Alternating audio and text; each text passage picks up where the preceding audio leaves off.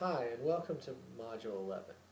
This module takes us into the heart of the paper project and covers a lot of the length in terms of the pages that you'll need for your final draft.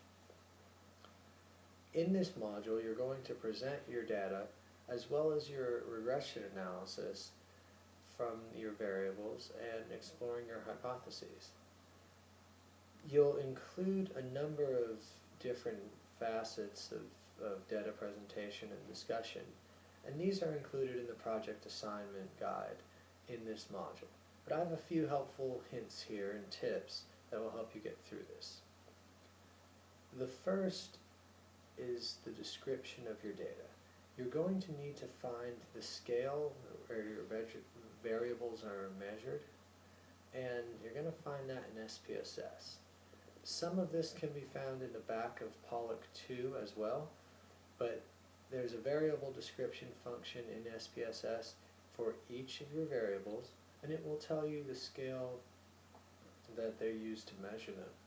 For example, whether on a scale of 1 to 10, 10 is high or 10 is low. 1 is high or 1 is low. Whether if you have a dummy variable, you have other codings that can mess up your calculations, like missing data or a don't know answer on a public opinion poll.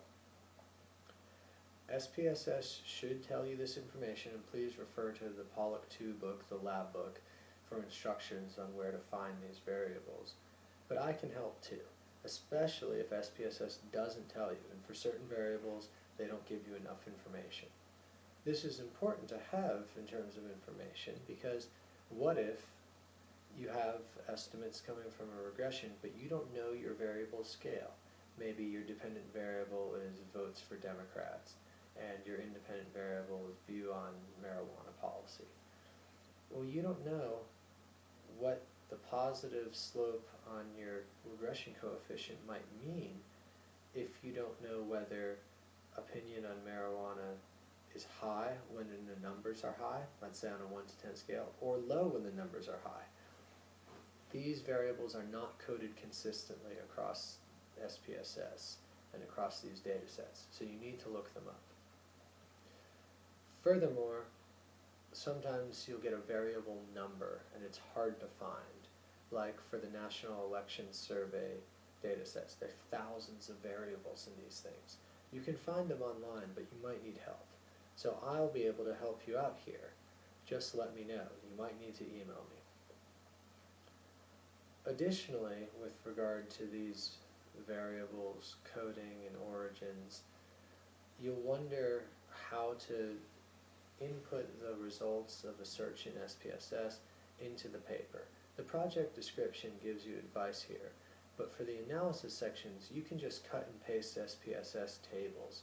For the regression results, you want to include the constant, which is the y-intercept, the regression coefficient, which is the slope, the statistical significance level, which will be in a p-value, and the r-squared value. That's what you need to show me for each regression equation for all of your independent variables and with the equation as a whole. Those tables can mostly be cut and pasted directly from SPSS. So I know I'll have a lot of questions about how that works. That will be fine. Your charts and graphs can be cut and pasted directly from SPSS. I encourage you to use SPSS to make these charts and graphs. That's what it's there for. Then you can put those into your final document. And feel free, of course, to ask me questions all the way through the process. But that's all there is to this section. There are going to be a lot of pictures you're asked to draw in SPSS, a lot of pages of material, and a fair amount of analysis. But it's a lot less difficult than it seems. If you look back to the sample papers, you'll see how they did it as well, and those are a good guide. So thank you again for your time here, and I will see you in the next module. Bye-bye.